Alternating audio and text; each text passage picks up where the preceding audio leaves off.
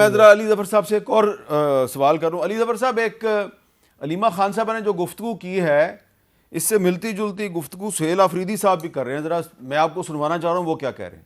ہمارے لیڈر ہمارے قائد جناب عمران خان صاحب کی طرف سے ہدایات آ چکی ہیں کہ اسٹریٹ موومنٹ کی تیاری پکڑیں. خون کے آخری قطرے تک اور آخری سانس چلنے تک ہم عمران خان صاحب کے ساتھ رہیں گے انشاءاللہ تعالی, اور انشاءاللہ تعالی ہم عمران خان صاحب کے توقعات پر پورا اتریں گے.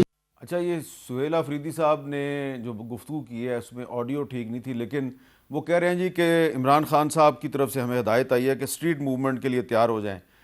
تو علیمہ خان صاحبہ بھی یہی بات کر رہی ہیں. اب ایک سے میں آپ سے سوال جو کرنے لگا ہوں وہ آپ کا تعلق تحریک انصاف سے ہے, آپ اس کے پارلیمانی لیڈر ہیں سینٹ میں, لیکن آپ ایک ماہر قانون بھی ہیں. سہیل آفریدی صاحب کے خلاف بہت سے مقدمے بھی قائم ہو رہے ہیں, ان کو اشتہاری قرار دینے کی جو قانونی کارروائی ہے وہ بھی شروع ہو چکی ہے.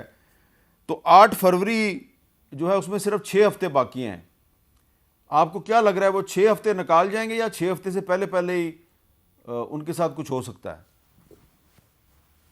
جی دیکھیں, اس کو میں اس طرح دیکھتا ہوں کہ بہت سارے ہمارے جو لیڈران ہیں ان کے خلاف جھوٹے اور بے بنیاد مقدمے بنائے گئے ہیں. ان کو لوور کورٹ سے سزائیں بھی ہو گئی اور اپیلز جو ہیں ان کی سنائی نہیں ہو رہی, ان کو ان کی ہیئرنگ ہی نہیں ہو رہی. تو کچھ بھی کیا جا سکتا ہے, لیکن بہت افسوس ہوگا اگر ایسی کوئی بات ہو. الیکٹڈ ایک پروونشل چیف منسٹر ہیں, ان کو پھر سے اس طرح کرنا یہ ایک ایسا ظلم ہوگا, پوری کے پی کے کی حکومت ختم ہو جائے گی. اس کو کسی طرح مانا نہیں جا سکتا. آپ بے شک یہ کہتے رہیں کہ ہم کر سکتے ہیں, لیکن طاقت کا استعمال کا یہ مطلب نہیں ہے کہ قانونی وہ آپ کو مل جائے گی جسٹیفیکیشن. قانون اور انصاف اپنی جگہ, لیکن طاقت اپنی جگہ. طاقت کا استعمال کتنی دیر تک ہوگا وہ تو تاریخ بتاتی ہے کہ الٹیمیٹلی انصاف اور قانون کی جیت ہوتی ہے.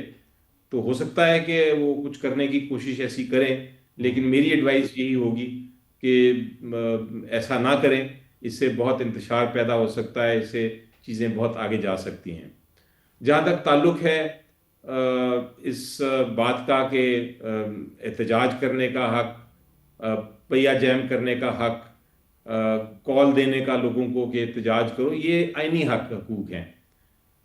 پرابلم یہ ہے اس وقت پاکستان کا اور حکومت کا, یہ مجھے نظر آتا ہے کہ وہ ڈومیسٹک پولیٹکس بھول گئے ہیں. یعنی جو ہماری اندرونی سیاست ہے اس کو اس میں جو خرابیاں آ رہی ہیں وہ اس کو بالکل اس کا ذکر نہیں کر رہے. آپ نے بڑا اچھا اگزامپل دیا, ابھی واشنگٹن پوسٹ کا ذکر کیا گیا طارق صاحب کی طرف سے, لیکن وہ ایک دن پہلے والا جو آرٹیکل تھا وہ بھول گئے. آپ کا انٹرنیشنل جو بھی ہمارا, وہ تو سب کے لیے ایک خوشائن بات ہوتی ہے اگر ایز اے پاکستانی آپ کو کہا جائے کہ آپ بڑا اچھے لوگ ہیں, اچھا کام کر رہے ہیں, ملک کا نام روشن ہو تو بڑی اچھی بات ہے. لیکن اس کے ساتھ ساتھ آپ کو جو آپ کا ڈومیسٹک پولیٹکس ہے, جہاں انسانی حقوق, بنیادی حقوق کی بات ہوتی ہے, آئین کی بات ہوتی ہے, قانون کی بالادستی کی بات ہوتی ہے, اگر وہ چیز نہ ملے تو باہر کی بہتری وہ کوئی کام نہیں آ سکتی کسی حکومت کو. ہم نے بار بار دیکھا ہے تاریخ میں, اگر آپ اسٹوڈنٹ ہوں تو بار بار دیکھا ہے کہ ڈومیسٹک پولیٹکس جو ہے, لوگوں کے جو خوشحالی ہے وہ سب سے ضروری ہے, وہ نہیں نظر آتی. ٹھیک ہے, اس کے لیے ہم جدوجہد کر رہے ہیں, اس کے لیے ہم بات کر رہے ہیں. وہ الگ بات ہے کہ ہمیں انصاف نہیں ملتا عدالتوں سے, لیکن ہم پھر بھی عدالتوں میں جا رہے ہیں. وہ الگ بات ہے کہ پارلیمنٹ میں قانون جو ہے اس کو بلڈوز کیا جاتا ہے, لیکن ہم پھر بھی پارلیمنٹ کا حصہ بیٹھے ہیں. ہم ڈائلاگ کی بھی بات اب کرتے ہیں, اور ہم کہتے ہیں کہ آپ اگر ایسا ایٹماسفیئر بنائیں گے, ایسی سچویشن بنائیں گے, جہاں ایسا ماحول بنائیں گے جہاں ڈائلاگ ہو سکے, تو یہ بھی آپ کی ذمہ داری ہے, آپ اس پہ بھی کریں. لیکن دوسری طرف سے ہمیشہ یہی جواب آتا ہے کہ جناب آپ مار توڑ کی جی کرنے کی بات ہے. آپ چاہتے ہیں ہر وقت انتشار پیدا ہو اور آپ کو ہم بین کر دیں گے, آپ کے لوگوں کو اندر ڈال دیں گے, ورکرز کو ہم ہراساں کریں گے وغیرہ وغیرہ. تو یہ ون سائیڈڈ ڈائلاگ نہیں ہو سکتا. لیکن بہرحال پھر بھی ہم اپنی جدوجہد جاری رکھیں گے۔ اچھا علی زفر صاحب، آپ کی جو گفتگو ہے، اس گفتگو کے دوران مجھے عبد القدیر بلوچ صاحب یاد آ گئے، جو کہ ایک ہیومن رائٹس ڈیفینڈر تھے، ہیومن رائٹس ایکٹیوسٹ تھے۔